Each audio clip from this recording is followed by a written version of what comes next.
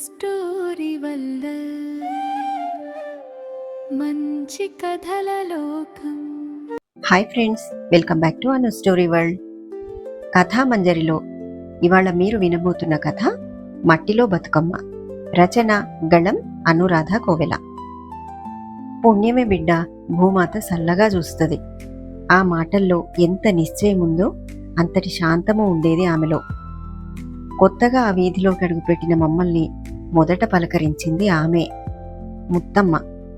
పేరులో ఉన్నంత ఆప్యాయత ఆమె చూపుల్లోనూ చేతల్లోనూ ఉండేది.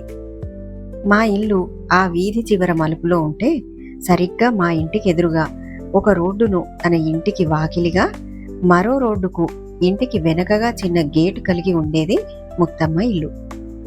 ఆ జాగా మొత్తం 200 గజాలు. వెనక్క 2 గదుల ఇల్లు, ముందంతా విశాలమైన ఖాళీ జాగా.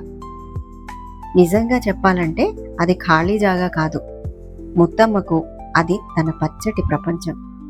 ఎటు చూసినా పూల మొక్కలు, పారిజాతం, గులాబీ, మందారం. మధ్యలో అక్కడక్కడ వంగ, బెండ, పొట్ల తీగల కూరగాయల పాదులు. ముత్తమ్మ చేతి స్పర్శ తగిలితే చాలు ఏ మొక్కైనా చిగురు తొడిగేది. మేము అద్దెకు దిగిన 3వ రోజే నన్ను పట్టుబట్టి పిలిచింది.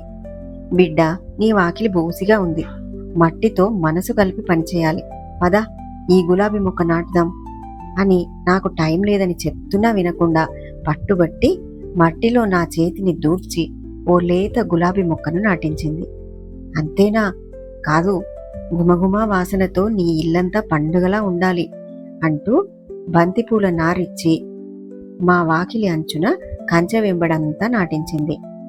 ఆ మొక్కలు నాటిన కొన్నాళ్లకే పెరిగి పెరిగి నిజంగానే బతుకమ్మ పండుగ సమయానికి పసుపు, నారింజ రంగులతో అవి వాకిలంతా విరగబూశాయి.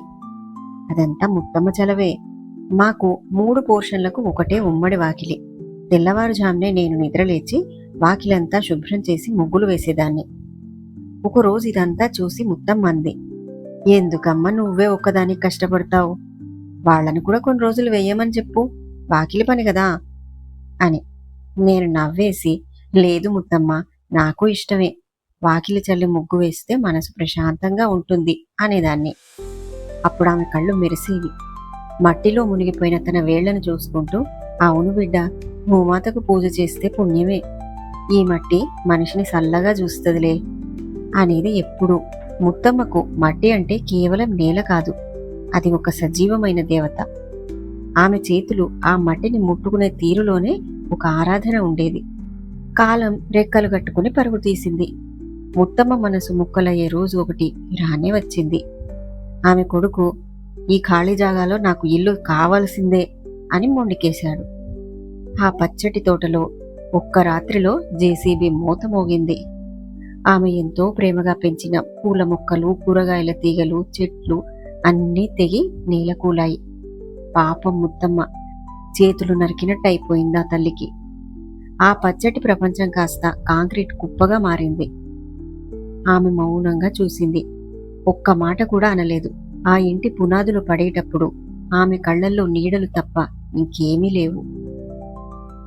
ఇల్లు కట్టడం పూర్తయింది. కొత్త పెయింట్తో మెరిసిపోతూ అడ్డుగా గోడలు లేచాయి. కాని ముత్తమ్మ అలవాటు ఆగేది కాదు. గేటు బయటో, రోడ్డు అంచునో మట్టి ఎక్కడ మిగిలుంటే అక్కడ ఆమె కనిపించేది. అప్పుడప్పుడు వెళ్లి చూస్తే రోడ్డు మీద ఉన్న ఏ చెట్టు దగ్గరో, లేదంటే గేటు చివర మట్టి దిబ్బ దగ్గరో కూర్చుని ఉండేది.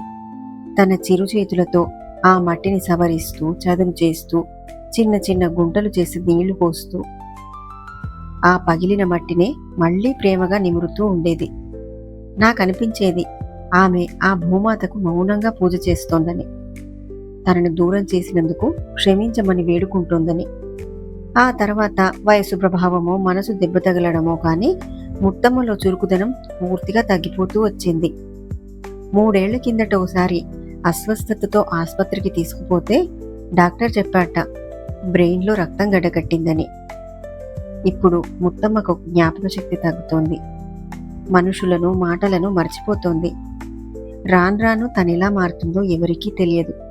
కానీ ఒక్క అలవాటు మాత్రం ఇంకా ఆమెను వదలలేదు. ఈ మధ్యాహ్నం కూడా పచ్చచీర కట్టుకుని వాళ్ళ ఇంటి గేటు ముందు గేటు వారగా కూర్చొని ఉంది. ఆమె దృష్టి ఎటో శూన్యంలో ఉంది. నేను దగ్గరికెళ్ళి పలకరించినా గుర్తుపట్టలేదు. కానీ అకస్మాత్తుగా ఆమె చూపు మురికి కాలువ దగ్గర పేరుకుపోయిన మట్టి కుప్ప వైపు వెళ్ళింది. ఆమె చేతులు వణకడం ఆగిపోయాయి. చిన్న పిల్లలా పాక్కుంటూ ఆ మట్టి దగ్గరకు వెళ్ళింది. మెల్లగా ప్రేమగా ఆ మురికి మట్టిని చేతిలోకి తీసుకుని తన ముఖానికి దగ్గరగా పెట్టుకుంది. ఆ మట్టిలోంచి పీల్చే వాసన తన బాల్యాన్ని, తన పచ్చటి తోటను గుర్తు చేస్తుందేమో. మట్టి రేణువుల్ని తన నుదుటిపై రాసుకుంటూ సగం గుర్తుండి సగం మర్చిపోయినట్టుగా ఆమె మెల్లగా కొనుకుతోంది. పుణ్యమే బిడ్డ, భూమాత సల్లగా చూస్తుందిలే. జ్ఞాపకాలు పోవచ్చు, మనుషులు మరచిపోవచ్చు, కానీ మట్టితో మనిషికి ఉన్న బంధం, ఆ భూమాత పట్ల ముత్తమ్మకు ఉన్న ఆరాధన చివరి రక్తపు బొట్టు వరకు ఆమెను అంటిపెట్టుకునే ఉంటుందేమో. ఆమె చేతులు ఇంకా ఆ మట్టిని వెతుకుతూనే ఉన్నాయి. ఈ కథ మీకు నచ్చినట్టయితే ఒక లైక్ వేసుకోండి. మరిన్ని మంచి కథల కోసం నా ఛానల్ని సబ్స్క్రైబ్ చేసుకోండి. Thank you.